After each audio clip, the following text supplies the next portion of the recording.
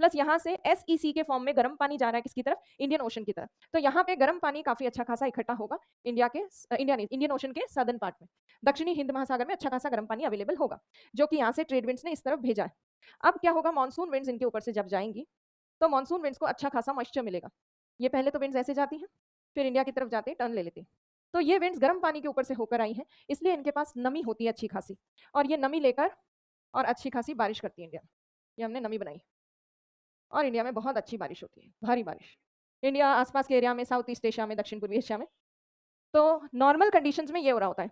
और जैसे El Nino बनेगा, यहाँ पे बन जाएगा लो प्रेशर, पुश फैक्टर बंद खत्म हो जाएगा, धकेलने वाला बल खत्म हो जाएगा, उल्टा विंड्स को खींचने वाला बल बन जाएगा, मतलब पुल फैक्टर यहाँ पे स्ट्रांग हो जाएगा। उसकी वजह से ट्रेड विंड्स वीक हो जाएंगी, कमजोर पड़ जाएंगी, वो यहीं अटक जाएंगी। और ट्रेड विंड्स जब कम हो जाएंगी, अटक जाएंगी, तो एक तो मानसून विंड्स इंडिया की तरफ जाने वाली थोड़ी कम हो जाएंगी, और उसके अलावा वार्म वाटर की अवेलेबिलिटी इंडियन ओशन में थोड़ी सी कम हो जाती है। उसकी वजह से यहाँ पर इंडियन ओशन में कोई खास मानसून विंड्स को नमी नहीं मिल पाती, मॉइस्चर नहीं मिल पाता। वॉकर सेल जनरली ऐसे सेल को कहा जाता है जो एक ही लैटिट्यूड पे वेस्ट से ईस्ट के बीच में बना हो, मतलब सेम लैटिट्यूडनल कंडीशन है, समान अक्षांशीय स्थिति पे यहाँ से यहाँ के बीच में जो एयर का सेल बन रहा है वो क्या होगा, वॉकर सेल। जबकि हमने हेडले, फेरल, पोलर सेल जो पढ़े थे वो थे एक लैटिट्यूड से दूसरे लैटिट्यूड के बीच में। ये सेम लैटिट्यूडनल कंडीशन में जो एयर का सेल बनता है उसको वॉकर सेल ही कहते हैं, चाहे वो पैसिफिक ओशन का वॉकर सेल हो, चाहे इंडियन ओशन का वॉकर सेल।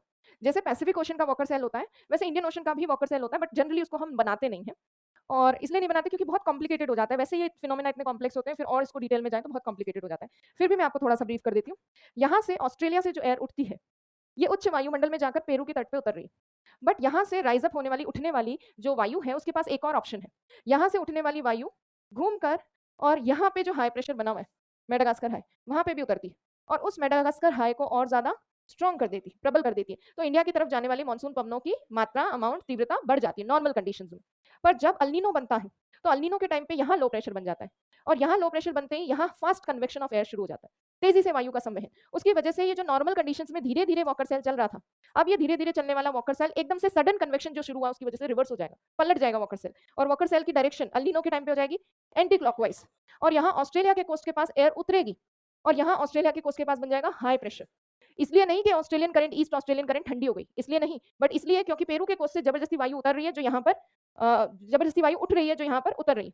तो उतरने की वजह से, एयर की डिसेंडिंग की वजह से यहाँ मैकेनिकली इंड्यूस्ड गतिज जन्य उच्च दाब बनेगा, मैकेनिकली इंड्यूस्ड हाई प्रेशर बनेगा अल्नीनो के टाइम पे। और जब यहाँ हाई प्रेशर बनेगा तो इंडियन ओशन और पैसिफिक ओशन के बीच में जो वॉकर सेल जैसा बनता था वो ब्रेक हो जाएगा, टूट जाएगा।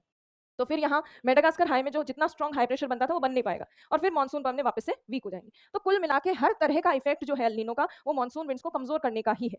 पर इसको बहुत सरल भाषा में हमें समझाना है, क्योंकि एग्जाम में एक तो हमारे पास लिमिटेड स्पेस होगी और हम बहुत ज्यादा चीजें कर लेंगे तो आप कंफ्यूज हो जाओगे और एग्जैक्ट टू द पॉइंट लिख नहीं पाओगे। तो इसीलिए हम बिल्कुल सिंप्लीफाइड मैनर में बेसिक चीजें जितनी हमें करनी है वो करेंगे।